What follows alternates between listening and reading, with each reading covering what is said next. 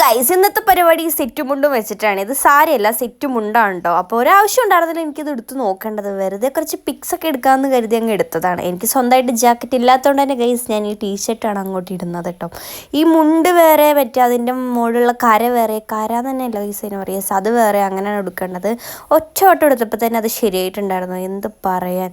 പിന്നെ നമ്മൾ കര ഇങ്ങനെ മടക്കി കൊടുക്കുന്നുണ്ട് കേട്ടോ.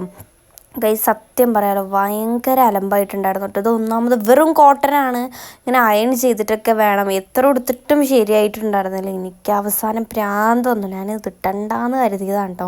പിന്നെ എന്തായാലും എടുത്തതല്ലേ, അങ്ങ് ഇടാന്ന് കരുതി. ഇങ്ങനെ തന്നെയല്ലേ നമ്മൾ പഠിക്കുക, എടുത്തെടുത്ത് നമ്മളങ്ങ് പഠിക്കും.